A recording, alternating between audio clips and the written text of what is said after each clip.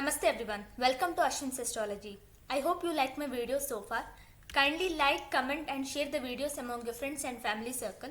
Please subscribe to my YouTube channel and press the bell icon to receive instant notifications. Continuing with the individual moon sign predictions for Rahu-Ketu Transit on October 30th, 2023. Now let's see what is in store for Simha rashi or Leo sign. For Simha rashi, this transit is happening in 2-8 axis. Generally happening on 2-8 axis, especially any connection of Rahu in 8th house is not considered good.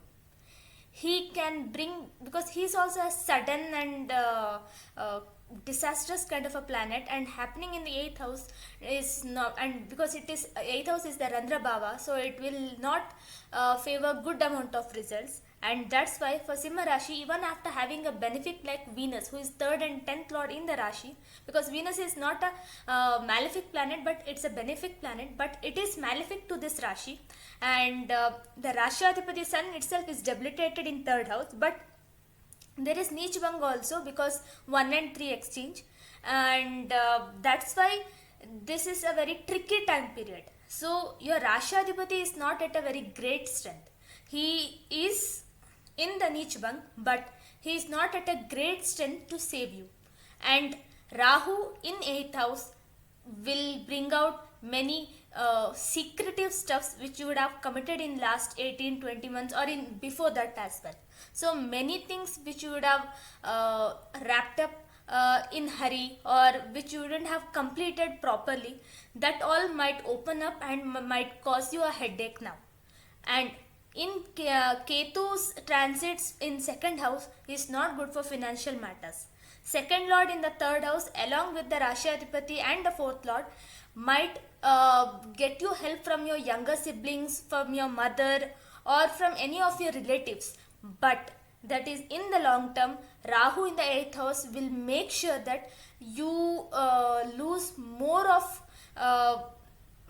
the stuffs which you have right now, and 8th house is the Randra Bhav, so many good things which you had accumulated over the time might flow out if your karmas are not good, because Saturn Karma Paladata is also watching you, and Shani is a malefic planet for Simha Rashi. For both Karkataka and Simha Rashi, Shani is not a good planet, and Shani aspecting your 4th house will definitely make you worry.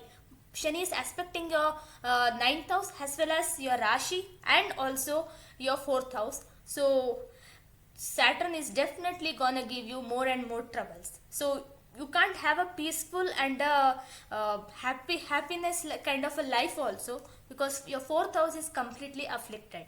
Your 4th lord Mars is in 3rd house and is in a Graha Yuddha with the 2nd lord. So you might struggle very hard to make finances in a proper shape. And even though Jupiter, who is your 8th and 5th lord in the 9th house, so 5th lord in 9th house might favor you to some bit. That is, your children also might come into health. That is your family in overall. Your siblings, your mother or your father or your children might try to help you. But Rahu in 8th house can single-handedly destroy your finances, because Rahu in 8th house is never considered good during the transit. It might look like he is a malefic in a malefic house, may do good, but 8th house is the most evil house, and this can give anyone a kind of a mental trauma also. But perhaps because moon is exalted in the 10th house and he happens to be the 12th house, so it can help you in a way that if you have lost a job, or if you have changed your job, or there could be a fear in your mind at all times that what if I lose the job again, or what if I'm laid off, because especially with recession going on right now, private sector employees do have this fear, and this might start again. And also moon is making connection with the 12th house, so anyone who is expected to travel to a foreign country, this could be a favorable time period for you. So anyone who wants to go out of your motherland and wants to stay in other country, or wants to go for a foreign travel for based on work itself, because 10 and 12 connection is there. So this is a good one, because 10th lord Venus is in the Rashi. But Saturn aspect on you and Jupiter aspect on you can save you to an extent, but Saturn aspect and Rahu placed here, it cannot help you to a great extent, because Jupiter also has now got out of clutches of Rahu, and your Rashadipati itself is so weak, so we can't expect, because even your Rashadipati Sun is also in Swati Nakshatra, which is a Rahu's Nakshatra, and that's why you can't expect miracles to happen the way it was happening before. So the lion may not roar the way it used to roar from a long time. I have listed down some more predictions here.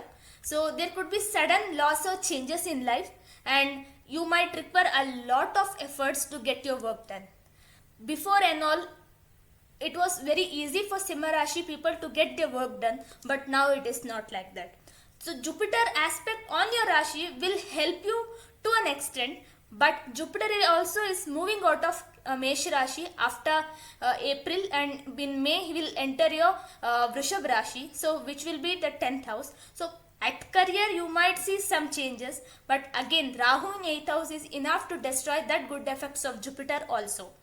And financial problems, this would be there for the next 18 months. So if you are into business and if you had invested a huge amount of money, it might turn you back and hit you back. So you have to be very careful. Any new decisions you are taking, think 100 times before proceeding with it.